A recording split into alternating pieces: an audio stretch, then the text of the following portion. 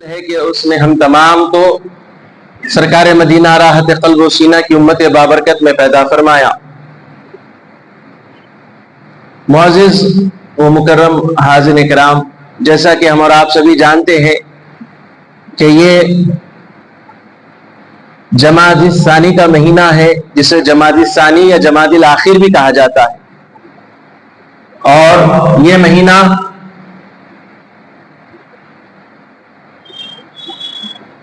دوسرے مہینوں کی طرح اس مہینے بھی اور اس میں رونما ہونے والے واقعات میں سے ایک تو یہ ہے کہ اسی مہینے میں وحی کا نزول ہوا، اور یہی وہ مہینہ ہے جس میں حضرت سید کائنات فاطمۃ الزہرا رضی اللہ تعالی عنہا کی ولادت کی تاریخ بھی ہے، جو 20 جمادی الاخر کو، اور یہی وہ مہینہ ہے جس کی 22 تاریخ کو حضرت سیدنا ابو بکر صدیق رضی اللہ تعالی عنہ کی وصال کی تاریخ ہے۔ چنانچہ معزز حاضرین کرام، آج آپ کے سامنے نزول وحی کے متعلق چند باتیں عرض کرتا چلوں، چونکہ اس مہینے میں وحی کے نزول کا آغاز ہوا تھا اسی مہینے سے، لیکن اس سے پہلے یہ سمجھنا ہے کہ وحی کا کیا مطلب ہے، وحی کس کو کہتے ہیں، اور یہ کس کی طرف نازل ہوتا ہے۔ عموماً تو یہ بات ہر کوئی جانتے ہیں، لیکن اکثر ضرورت ہے کہ بات کی جب وضاحت ہوتی ہے تو پھر بات سمجھ میں بھی آتی۔ تو معزز حاضرین کرام، پھر ایک مسئلہ یہ بھی ہے کہ نزول وحی کے دوران جو واقعات ہوئے، جو کیفیات سرکار دو عالم علیہ الصلوۃ والسلام پر وارد ہوئے، اس کا بھی غلط معنی لیا جاتا ہے، یعنی اسے غلط طریقے سے بیان کیا جاتا ہے، جس میں نعوذ باللہ من ذالک سرکار دو عالم علیہ الصلوۃ والسلام کے ذات مبارکہ میں گویا کہ کمزوری کو بتانا شاید مقصد ہو سکتا ہے، حالانکہ نزول وحی میں جو کیفیات حضور پاک علیہ الصلوۃ والسلام پر ظاہر ہوئی اس کا الگ مقصد ہے۔ تو بہرحال پہلے ہم اس بات کو سمجھیں کہ اللہ تبارک و تعالی نے تمام انسانوں کے لیے رشد و ہدایت کے لیے اللہ نے نبیوں و رسولوں کو منتخب فرمایا، ان کو اللہ تبارک و تعالی نے منتخب فرمایا تاکہ یہ بندوں تک اللہ کے پیغام کو پہنچائے اور انہیں ہدایت کی طرف دعوت دے۔ چنانچہ جہاں اللہ نے انسان کو پیدا کیا، وہاں مقصد یہ ہے کہ یہ دنیا میں بھیجنے کا کہ یہاں وہ آزمائش کے ساتھ زندگی کو گزارے، اور جو ساری کائنات کو اللہ نے پیدا فرمایا اس سے فائدہ اٹھائے۔ اب اس سے فائدہ اٹھانے کے دوران پھر دوسری چیز یہ ہے کہ اس بات کو بھی مد نظر رکھیے کہ ان معاملات میں وہی کام کو سر انجام دے گا جو اللہ تبارک و تعالیٰ نے اجازت دی ہے، یعنی جن چیزوں کو اللہ نے کرنے کا حکم دیا، جن چیزوں سے فائدہ اٹھانے کا اللہ نے حکم دیا، ان چیزوں سے فائدہ اٹھایا جائے، اور جن چیزوں سے کائنات کے اشیاء سے چیزوں سے اللہ نے اپنے آپ کو روکنے کا حکم دیا، ان چیزوں سے رکے۔ تو اب یہ تو ہر چیز کے لیے ہر چیز کو استعمال کرنے کے لیے بھی علم ہونا چاہیے، اور ہر چیز سے بچے رہنے کے لیے جن چیزوں کو اللہ نے منع فرمایا، حرام فرمایا، ان سے بچنے کے لیے بھی علم کی ضرورت ہے۔ تو بغیر علم کے نہ عمل ہو سکتا ہے، نہ برے عمل سے بچا جا سکتا ہے۔ تو اب ان دونوں ہر چیز کے لیے علم کی ضرورت ہے۔ اب علم کے لیے اللہ نے کچھ چیزیں ہمارے اندر رکھی ہیں، انسان کے اندر ان چیزوں کو رکھا ہے، جسے حواس خمسہ کہا گیا، یعنی دیکھنا، سننا اور بولنا اور پکڑنا. پانچویں چیز سونگھنے کی آتی ہے، لیکن علم کے لیے سونگھا نہیں جا سکتا. علم کے لیے چاروں چیزیں چلے گی. حواس خمسہ پانچ میں سے یہ چار چیزیں جس سے علم حاصل کیا جا سکتا ہے. یعنی کوئی کتاب پڑھ کر علم حاصل کیا جا سکتا ہے، کچھ باتیں سن کر علم حاصل کیا جا سکتا ہے، اور کوئی چیز کو اپنے ہاتھوں سے محسوس کر کر اس کی بات کو جانا جا سکتا ہے. جیسے کہ کپڑا ہے، اب کپڑا ہے یا کچھ اور دوسرا میٹیریل ہے، کیسا جانیں گے؟ تو ہاتھ سے جب مس کرتے ہیں تو علم پتا چلتا ہے کپڑا کون سا ہے، کاٹن کا ہے یا کوئی اور قسم کا ہے یا کس چیز کا ہے، معلوم ہوتا ہے. تو پتا چلا یہ علم ہاتھ سے بھی پتا چلا. تو اب علم حاصل کرنے کے حواس خمسہ میں سے یہ جو چیزیں ہیں اس سے علم حاصل کیا جا سکتا ہے. اور ایک دوسری چیز ہے جس سے علم حاصل کیا جا سکتا ہے، وہ ہے عقل سے، وہ ہے عقل کے ذریعے سے. اور تیسری چیز ہے علم حاصل کرنے کا ذریعہ، وہ ہے وحی الہی، اللہ کی وحی سے. لیکن اب چونکہ دو چیزیں وہ ہیں جن سے ہر کوئی علم حاصل کر سکتا ہے، لیکن تیسری چیز وحی سے علم کا حاصل ہونا ہر ایک کے لیے محال ہے. اس لیے کہ وحی کا تعلق اللہ کے نبیوں و رسولوں سے ہے. تو جب اللہ تبارک و تعالی وحی کے ذریعے اس کا پیغام بندوں تک پہنچاتا ہے نبی کے ذریعے سے، تو پھر علم ملتا ہے کہ ہاں یہ چیز کرنی چاہیے یا نہیں کرنی چاہیے. تو چنانچہ اب ان تینوں چیزوں سے علم حاصل ہوتا ہے. تین چیزیں ہیں، تین ذریعے ہیں، اس سے علم حاصل ہوتا ہے. اب ان ذرائع سے علم حاصل کیا جا سکتا ہے. یہ مقصد ہے علم پہنچانے کا اللہ کی جانب سے بندوں تک، انسانوں تک، تاکہ وہ اچھے اور برے کی تمیز کر کر اچھے کاموں کی طرف بڑھ جائیں اور برے کاموں سے بچ جائیں. تو یہ ساری چیزوں کا مقصد ہے کہ بندہ علم حاصل کر لے. جب علم ہوگا تو گناہوں سے بھی بچے گا، برائیوں سے بچے گا. اگر کوئی بندہ یہ نہیں جانتا کہ شراب کی کیا اس کی وعیدیں آئی ہیں، شراب پینے والا، شرابی جو ہوتا ہے، شراب استعمال کرتا ہے، جو نشے آور چیزیں استعمال کرتا ہے، جو اس طرح کی نشیلی چیزوں میں اپنے آپ کو مبتلا کرتا ہے، اس کا کیا وبال ہے، اس کا کیا قہر اللہ کی جانب سے نازل ہوگا. یہ جب پتا چلے گا تو بچے گا نا. اب اسے پتہ ہی نہیں ہے.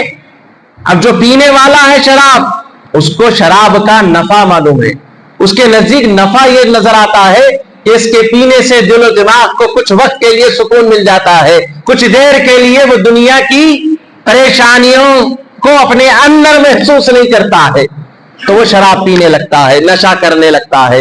تو معزز حاضرین کرام، اسی طرح شراب، جوا، زنا، بدکاری، ہر وہ چیز کا جب اسے نقصان کا پتہ ہو جاتا ہے، نقصان کا علم ہو جاتا ہے، تو پھر اس چیزوں سے وہ دور رہنے لگ جاتا ہے کہ اس چیز میں یہ نقصان ہے، اس چیز میں یہ نقصان ہے، اس چیز میں یہ نقصان ہے، تو وہ اپنے آپ کو بچانے لگتا ہے. تو علم ہونا ضروری ہے.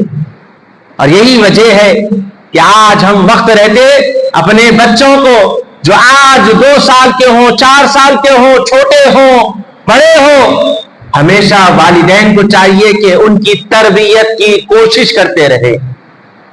نہیں بچے جو ہے فلاں کلاس میں آ گئے، اسکول سے پڑھ لیا، کافی ہو گیا، نہیں بچہ سمجھدار ہو گیا، ضرورت نہیں ہے. نہیں، ابھی بھی وقت ہے کہ آپ بچے کو تربیت کرتے رہیں، نصیحت کرتے رہیں، اس کی اٹھنے بیٹھنے والی صحبت پر بھی نظر رکھے کہ وہ کس کے ساتھ اٹھتا بیٹھتا ہے، کس کے ساتھ جاتا آتا ہے، کس کے ساتھ کھاتا پیتا ہے، کس کے ساتھ وقت گزارتا ہے، کون لوگ ہیں، کون سے لوگ ہیں، کیا ان کی عادتیں ہیں، کیا کرتے ہیں، کیا ان کی زبانوں سے نکلتا ہے، کیسے لوگ ہیں، یہ دیکھنا بھی ضروری ہے. اچھی صحبت میں بیٹھیں گے تو اچھے بنیں گے ہی نہیں، گھر کو ہی پیدا نہیں ہوگا اچھے ہونے کا، معاشرے کو پیدا ہوگا، ملت کو فائدہ ہوگا، بستیوں کو، محلے کو فائدہ حاصل ہوگا. یہ فائدہ اس کے مقام تک محدود نہیں رہے گا، بلکہ اس کے علم اور اس کی اچھائی کا فائدہ ساری ریاست کو ملے گا. پھر وہ وقت آئے گا جب اس کی اچھائی میں برکت ہوگی، رب تعالیٰ کا فضل شامل ہوگا، تو پھر سارے ملک کو، ساری دنیا کو اس کے علم کا فائدہ پہنچے گا. اسی طرح اگر کوئی بری صحبت اختیار کرتا ہے، شراب پینے والوں میں بیٹھتا ہے، جوا کھیلنے والوں میں بیٹھتا ہے، زناکاری کرنے والوں میں بیٹھتا ہے، تو اب یہ برائی اپنے ساتھ نہیں رکھے گا، یہ گھر میں بھی برائی کا اثر ڈالے گا، گھر میں بے برکتی آنی شروع ہو جائے گی، گھر میں بھی اور برائی کرنے والے پیدا ہوں گے. اگر بڑا بھائی ہوگا تو چھوٹا بھائی وہی حرکت سیکھے گا، اگر چھوٹا بھائی ویسی حرکت کر رہا ہے تو پھر دوسرے اس سے چھوٹے اس سے متاثر ہوں گے. اب یہ معاشرہ جو اس کی بستی ہے، گلی ہے، محلہ ہے، وہ بھی برائیوں کے دلدل میں پھنسا جاتا رہے گا، یہاں تک کہ اب اس کا اثر یہ ہوگا، ایک صحبت سے دوسرے، دوسرے سے تیسرے، یہ برائی، یہ گندگی پھیلتی جائے گی اور یہ سارا معاشرہ اور سارے محلے کو خراب کر دے گا. اور یہ وہ شخص بن جائے گا، لوگوں کو قتل کرنے والا بھی بنے گا، لوگوں کو گالی گلوچ کرنے والا بھی بنے گا، یہ لوگوں کے ساتھ بدتمیزی کرنے والا بھی بنے گا، یہ مسجد سے دور ہو جائے گا، اللہ والوں سے دور ہو جائے گا، یہ ہر وہ لوگوں سے دور ہو جائے گا جو اچھائی کرتے ہیں، ان سے کنارہ کشی اختیار کر لے گا. یہ نماز فرائض جو 5 وقتہ نمازیں ہم پر فرض ہیں، جن کی معافی کی کوئی صورت نہیں ہے، جو کبھی معاف ہونے والے نہیں ہیں، ان نمازوں کو تو درکنار یہ جمعے کی نماز سے بھی دور رہے گا، یہ جمعے کی نماز سے بھی غافل رہے گا. اللہ اکبر کبیرہ. میرے آقا علیہ الصلوۃ والسلام فرماتے ہیں کہ جو مسلسل 3 جمعے چھوڑتا ہے، اللہ رب العزت اس کے قلب پر مہر لگا دیتا ہے، اس کے قلب پر سیاہی کا دھبا آ جاتا ہے، گناہوں کا دھبا آ جاتا ہے، گمراہی کا دھبا اس کے قلب پر جاری ہو جاتا. یہ کیا ہے گمراہی کا سیاہ دھبا جو اس کے قلب پر آتا ہے؟ کیا معنی ہے اس کا؟ مطلب یہ ہے کہ وہ ہر خیر و بھلائی سے دور ہو جائے گا، وہ اللہ کی رحمت سے دور ہو جائے گا، رب تعالیٰ کی رحمت و فضل کے نظر سے دور ہو جائے گا. گویا اس کی دنیا، اگر وہ وقت رہتے اپنے قلب پر محنت نہیں کرے گا، اللہ کی بارگاہ میں توبہ و استغفار نہیں کرے گا، نمازوں کی پابندی نہیں کرے گا، تو پھر وہ سیاہ دھبا بڑھتا چلا جائے گا اور اس کے اندر اچھائی کی سوچ فکر ختم ہو جائے گی. اللہ اکبر کبیرہ. یہ جو جمعے کا دن آتا ہے، اگر ہمیں ہر چیز کا علم ہو جائے، ہر چیز کی اہمیت پتہ چل جائے، تو پھر ہم ہر چیز کو اس کے صحیح وقت پر کرنے لگ جائیں گے، گناہوں سے بھی بچیں گے، اچھائی کی طرف بھی آئیں گے. لیکن کب ہوگا؟ جب ہم علم حاصل کریں گے، یا تو ہم مطالعہ کریں، یا تو اہل علم کی مجلس میں بیٹھے، یا اللہ والوں کی صحبت میں بیٹھے، یا اللہ والوں کی باتیں سنے پڑھے، تو تب ہمیں پتا چلے گا کہ اس کا فائدہ یہ ہے، اس کا مقصد یہ ہے. اب یہی نہیں کریں گے تو کہاں سے معاشرے میں تبدیلی آئے گی؟ کہاں سے نشہ آور چیزیں ہمارے معاشرے سے دور ہوگی؟ ہمارے اندر نوجوان کے ذہن و فکر میں یہ بات بسا دی گئی. گویا سوشل میڈیا کا دور ہے، مغربی تہذیب ہم پر حاوی ہو رہی ہے، ہمارا کلچر، ہماری تہذیب جو تھی وہ ختم ہو رہی ہے، ہم دوسروں کی تہذیب سے جلدی متاثر ہو رہے ہیں. آج ہمارے اندر حال یہ ہے کہ چھوٹے سے جو بچوں کو پہنایا جاتا ہے، بلکہ ایک چھوٹی سی کلاس میں بھی پہنایا جاتا تھا، ایک دور تھا، آج بھی اللہ ماشاءاللہ ہے. لیکن کہنے کا مقصد یہ ہے اس نما، یعنی وہ لباس پہن کر نوجوان بڑے بوڑھے سب پہن کر پھر رہے ہیں. وہ کون سا ہے؟ وہ جسے 3-4 کہا گیا، جو گھٹنوں کے برابر لباس ہے. آج نکرام اگر علم ہوگا نا تو معلوم ہوگا مقصد کہ یہ کیا لباس ہے، کیا یہ اللہ کو پسند ہے، کیا رسول اللہ پسند کرتے ہیں؟ علم ہی نہیں ہے. ہم جاننا ہی نہیں چاہ رہے کہ ہم جو لباس پہن رہے ہیں کیا یہ اللہ کے نزدیک صحیح ہے. نہیں، ہم کیا دیکھ رہے ہیں؟ ہماری سہولت دیکھ رہے ہیں. گرمی زیادہ ہے، ہم نے پہن لیا 3-4. پنڈلی دکھ رہی ہے. سرکار دو عالم علیہ الصلوۃ والسلام فرماتے ہیں، حضور کے ارشادات موجود ہیں، حضور نے فرمایا کہ منع فرمایا ایسا لباس مرد کے لیے جس میں اس کی پنڈلی نظر آ جائے, گھٹنے سے نیچے کا حصہ نظر آ جائے, ناپسند فرمایا سرکار نے. یہ حیا کا معاملہ ہے. حضرت عثمان غنی رضی اللہ تعالیٰ عنہ کے بڑے ہی حیادار ذات و شخصیت تھی, مالدار شخصیت تھی, حضور پر جان نثار کرنے والے, اپنا مال قربان کرنے کے لیے ہمیشہ تیار. وہ صحابی جب حضور کی بارگاہ میں حاضر ہونے کے لیے اجازت طلب کی تو اس موقع پر سرکار دو عالم کی پنڈلی مبارکہ نظر آ رہی تھی.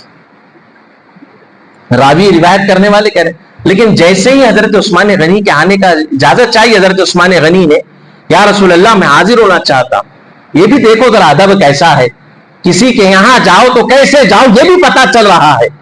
حضرت عثمان غنی نے اجازت چاہی تو سرکار نے عثمان کی آواز سنی تو فوراً اپنی تہبند کو سیدھا کیا, ڈھانپ لیا, اور اس کے بعد پھر کہا عثمان آؤ. حالانکہ ان سے پہلے آنے والے اور بھی ہے, میری بات پوری نہیں کر رہا ہوں, وقت نہیں ہے بات کو آگے بڑھا.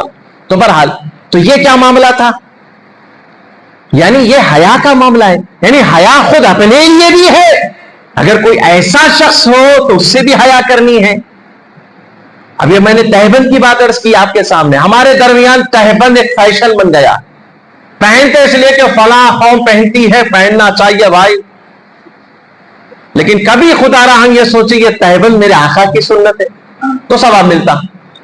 نہیں انہوں پہنتے, فلاں قوم پہنتی جو ہمارے قریب میں ہے, اس شوق میں پہن رہے, ثواب ہے نہیں ہے ثواب. اگر آقا پہنتے ہیں, آقا کا لباس ہے, تو جتنی دیر پہنے اتنی دیر ثواب ہی ثواب. میں آپ سے بات جو آگے میری بڑھتی چلی گئی, میں کہہ رہا تھا کہ علم حاصل کرنے کے 3 ذرائع, حواس خمسہ میں سے وہ 4 چیزیں ہیں, دوسری عقل ذریعہ بتایا گیا, تیسرا ذریعہ ہے وحی الہی کا. اب یہ جو وحی کا نزول ہوا اسی مہینے میں ہوا. ایک وہ لوگ ہیں جو وحی کے نزول کو یہ سمجھتے ہیں کہ اس کے نزول کے سبب نعوذ باللہ من ذالک استغفر اللہ العظیم میرے آقا علیہ الصلوۃ والسلام خوف زدہ ہو گئے. ارے جن کے نام سے دنیا کی مشکلیں ہی نہیں, جہنم بھی پوچھ جائے, وہ میرے آقا. سرکار دو عالم علیہ الصلوۃ والسلام کی ارشاد مبارک کو حضرت بانی جامع نظامیہ امام انوار اللہ فاروقی علیہ رحمت الرضوان کتاب ایک مقام مصوص میں فرماتے ہیں کہ سرکار دو عالم علیہ الصلوۃ والسلام کے امت ہی میں سے حافظ قرآن, حفاظ, وہ جنہوں نے قرآن کے حکم کا اس پر عمل نہیں کیا, یعنی حق کو حق نہیں کہا, حق کو حق نہیں کہا, باطل کو باطل نہیں کہا. عام لوگوں کی بات نہیں ہو رہی ہے. جس کے سینے میں قرآن آ جائے وہ خود نہ بخشا جائے گا, بلکہ اس کے ماں باپ اور 7 خاندان بخشا جائے گا. حافظ قرآن کی فضیلت ہے. تو ایسے حافظ قرآن ہوں گے جو بخشے بھی جائیں گے, بخشائے بھی جائیں گے. کچھ ایسے حافظ قرآن بھی ہوں گے جنہیں بخشا جانا تو دور, وہ خود دوزخ میں ہوں گے. اس حدیث میں ہے فرمایا گیا کہ جبرائیل علیہ السلام دوزخ کی طرف تشریف لائیں گے اور دیکھیں گے کہ یہ حفاظ اکرام دوزخ میں ہیں, اور ان کے دل و دماغ سے سرکار کا نام مٹا دیا جائے گا, مٹا دیا جائے گا, اور یہ عذاب میں ہوں گے, دوزخ کا عذاب ان پر ہو رہا ہوگا. پھر جبرائیل جب آئیں گے کہیں گے کہ تم یہ جو ہے عذاب میں پڑے ہو, تم محمد مصطفیٰ صلی اللہ علیہ وآلہ وسلم کا نام لے لو کہ تمہارا عذاب ختم ہو جائے گا. دوزخ میں آج دنیا کہتی ہے کہ کیا فائدہ نبی کا نام لینے سے, کیا ہوتا سلام پڑھنے سے, کیا ہوتا درود پڑھنے سے, کیا ملتا ہے. لوگوں آپ دیکھو اس حدیث کو, جس کو بانی جامع نظامیہ نے ایک حدیث کو اپنی کتاب میں نقل کیا اور بتا رہے ہیں کہ تم دنیا میں ہی نہیں آخرت میں دوزخ میں بھی نام مصطفیٰ لے لو. کمال یہ ہوگا جبرائیل جب ان کو کہیں گے وہ مصطفیٰ کا نام لے لو, حضور کا نام نامی ذکر کر لو, تو جیسے ہی وہ حفاظ کو یاد آئے گا سرکار دو عالم علیہ الصلوۃ والسلام کا نام, تو اسی وقت ان پر سے عذاب کو ختم کر دیا جائے گا. دوزخ کی آگ کے جو شعلے بھڑک رہے تھے وہ شعلے بجھ جائیں گے. یہ حضور کے نام کا کمال ہے. اسی لیے تو کہا وحشت آدم گئی نام شہ لولاک سے, مردے زندہ ہو گئے تاثیر نام پاک سے. بانی جامعہ ارشاد فرماتے ارے ہماری کیا وحشت, ہماری کیا پریشانی, آدم کی پریشانی چلی گئی, آدم کی مشکل حل ہو گئی مصطفیٰ کے نام سے, تو ہم تو آدم کی اولاد ہے, ہماری مشکلیں کون سی بڑی ہے. حاضرین کرام, تو ضرورت ہے کہ جب علم ہوگا تو اچھے برے کی تمیز ہوگی, لیکن بات اگر اسی کو تسلسل ہوگی تو بات کافی طویل ہو جائے گی. میں اپنے موضوع کی طرف آتا ہوں. نزول وحی, چونکہ اس مہینے میں وحی کا نزول ہوا, تو کچھ لوگ سمجھتے ہیں کہ حضور پر جو وحی کا نزول ہوا اس کے سبب حضور پاک علیہ الصلوۃ والسلام پر نعوذ باللہ خوف کی ہراس کی کیفیت پیدا ہو گئی. تو یہاں دیکھا نا آپ نے, حضور کے نام سے دوزخ کا خوف ختم ہو گیا. بولیے سبحان اللہ. تو دنیا کی مشکل بڑی ہے, وہاں کی مشکل بڑی ہے. بولیے وہاں کی آخرت کی دوزخ کی مشکلات پریشانیاں بہت بڑی ہے. یہاں کی آگ جو ہے دنیا میں اسے 70 مرتبہ دوزخ سے دھو کر لایا گیا یہاں پر, تو یہ حال ہے اس کا. وہ 70 مرتبہ زیادہ تیز ہے اس کی تپش, اس کی آگ کی.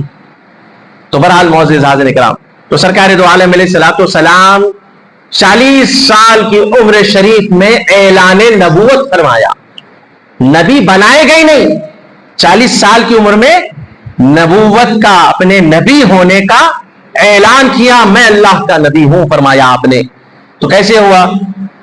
40 سال تک آقا علیہ الصلوۃ والسلام کی جو زندگی ہے ظاہری حیات طیبہ ہے, اس سے پہلے کی جو مراحل ہیں, آپ والد سے والدہ کے جو اس راہ کا سفر آپ نے فرمایا, یعنی آپ کا نور مبارک آدم سے ہوتا ہوا ابراہیم, پھر ابراہیم سے اسماعیل, پھر ان کی اولاد سے ہوتے ہوئے حضرت عبداللہ تک جو پہنچا. یہ سارے مرحلے کا ذکر قرآن پاک و حدیث کریمہ میں روایت ہے کہ اللہ نے پاک لطفوں سے پاک رحموں میں منتقل فرمایا.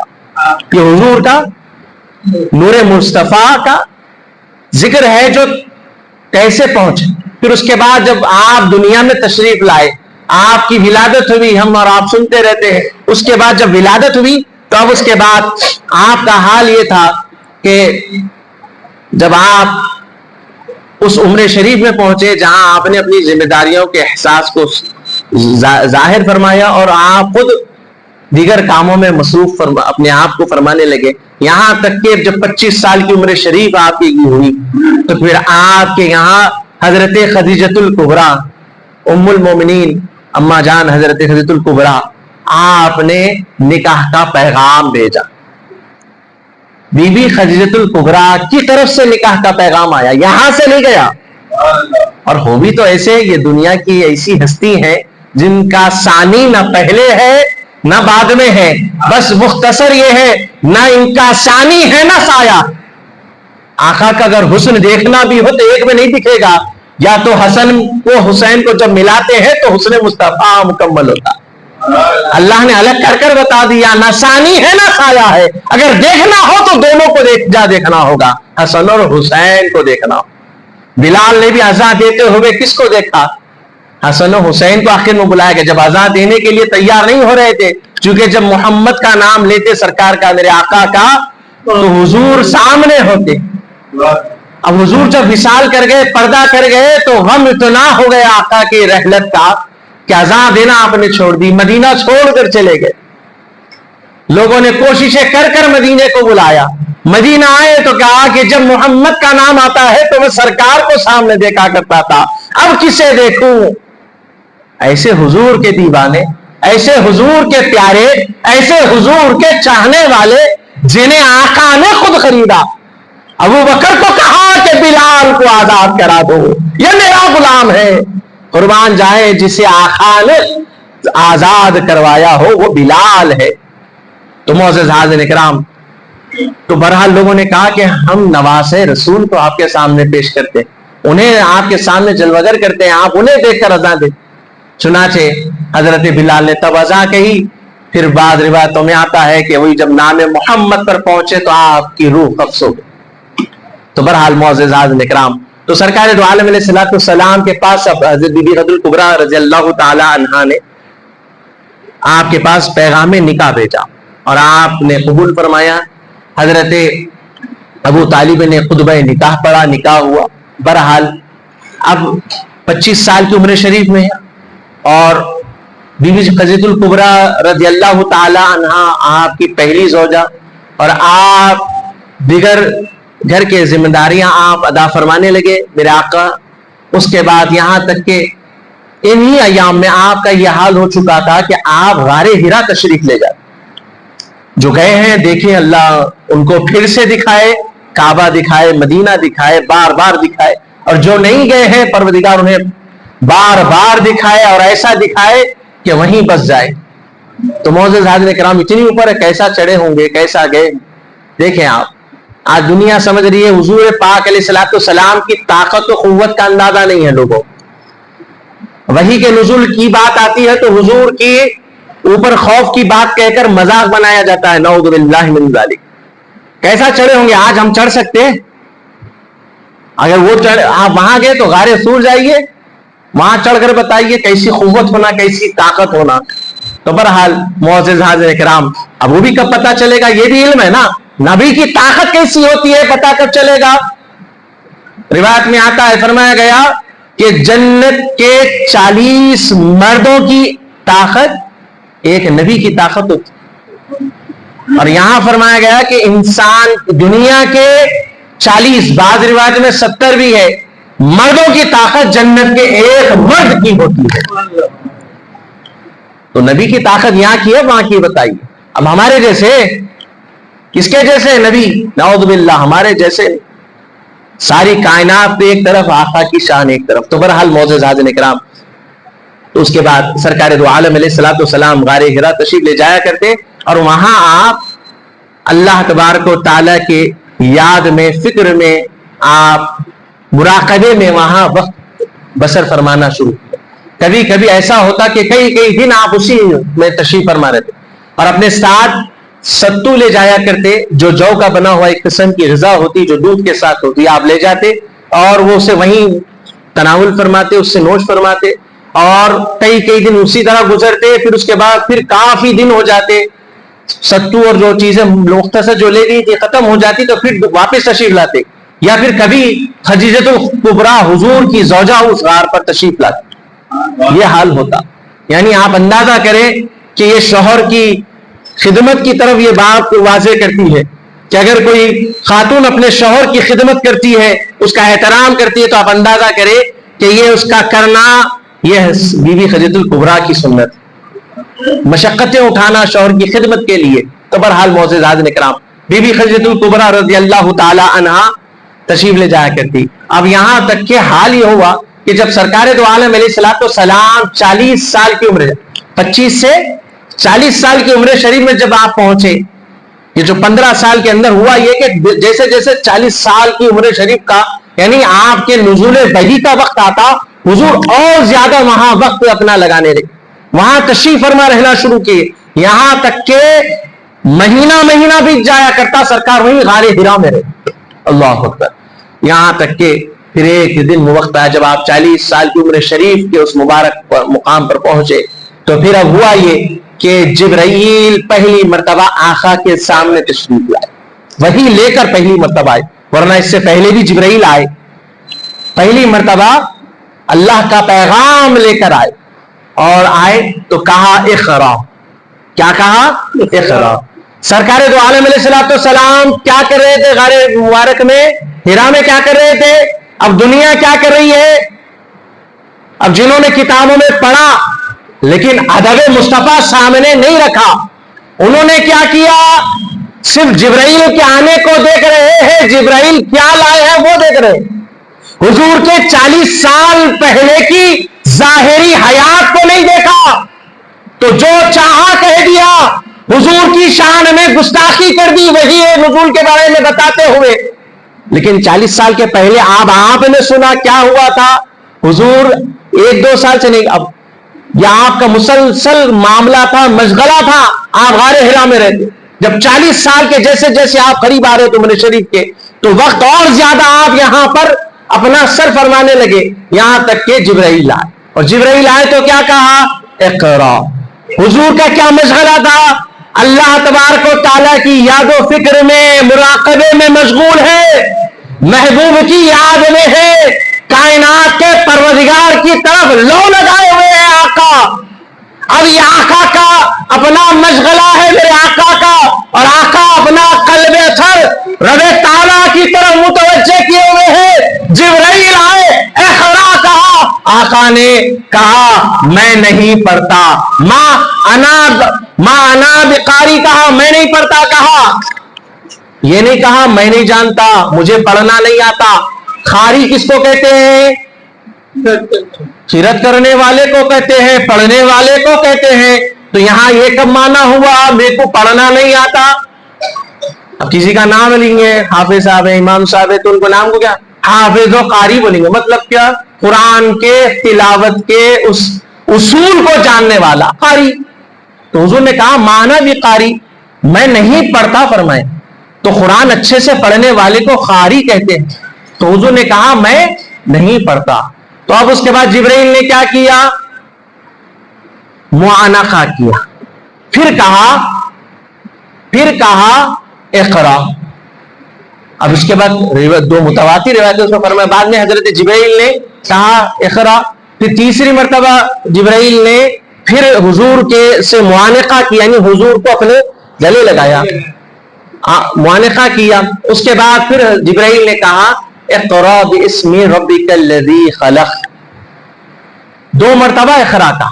تیسری مرتبہ اقرا باسم ربک الذی خلق کہا. تو گویا اب یہاں پر اس کے بارے میں علماء اسلام فرماتے، علماء ربانیین فرماتے ہیں کہ یہ جو تیسری مرتبہ جبرائیل نے کہا اقرا باسم ربک الذی خلق، تو یہ تیسری مرتبہ جبرائیل نے اپنے بات کو بدلا، اضافہ کیا، جملے کو، لفظ کو اضافہ کیا اور یہ بتایا یا رسول اللہ، اے محمد صلی اللہ علیہ وآلہ وسلم، آج جس کی یاد میں، جس کے مراقبے میں مشغول ہے، اس کے نام سے پڑھیے. بات سمجھ میں آئی؟ تعلق دیکھا آپ نے بات کا. حضور اپنے رب کی یاد میں، مراقبے میں مشغول ہے. جبرائیل نے جب یہ دیکھا، حضور نے اپنا سینہ لگا، تو جبرائیل کو گویا خدا کی جانب سے یہ پتہ ملا کہ یہاں خدا کی یاد میں، مراقبے میں مشغول ہے. تو اب جان لیا کہ حضور ایک مشغلے میں مشغول ہے. لہذا حضور کو بتایا جس ذات کی طرف آپ لو لگائے ہیں اسی کے نام سے پڑھیے. اب کیا روایت کہتی ہے؟ بات سمجھ میں آئی؟ روایت کہتی ہے کہ اب اس کے بعد حضور نے پڑھا. اب یہ پڑھا حضور نے اقرا باسم ربک الذی خلق، 5 آیتیں نازل. اب اس کے بعد میں اپنی بات کو بالکل مختصر کر کر سمیٹ رہا ہوں. اب اس کے بعد کیا ہوا؟ وحی کا سلسلہ جو تھا وہ رک گیا، وہ موقوف ہو گیا. کئی دنوں تک وحی کا نزول نہیں ہوا، جبرائیل نہیں آئے، پیغام بھی نہیں آیا.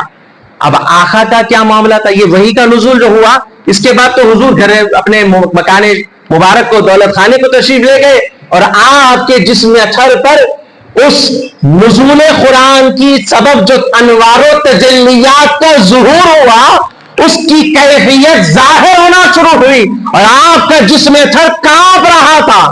اس لیے بولیے بھائی، انوار و تجلیات کے نزول کی وجہ سے یہ آپ پر جو کیفیت ظاہر ہوئی، اللہ کے انوار و تجلیات کی وجہ سے.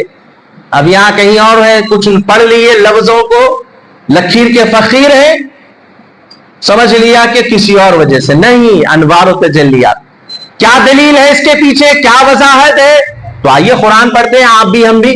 کیا کہتا ہے قرآن؟ نزول قرآن کا کیا شان ہے، کیا عظمت ہے. قرآن کہتا ہے لو انزلنا هذا القرآن على جبل لرأيته خاشعا.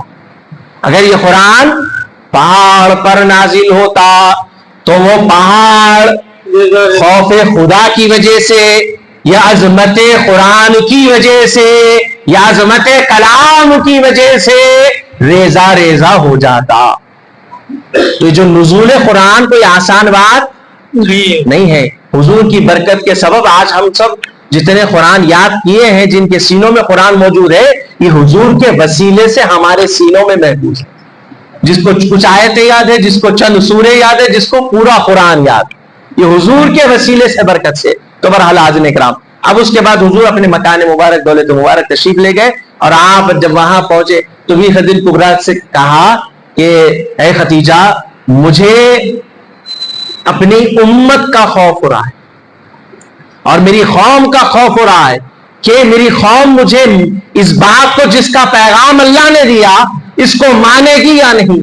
اس بات کو جو اللہ نے مجھ تک پہنچایا, میں یہ بات اپنی قوم کے سامنے رکھوں تو کیا مانے گی یا نہیں.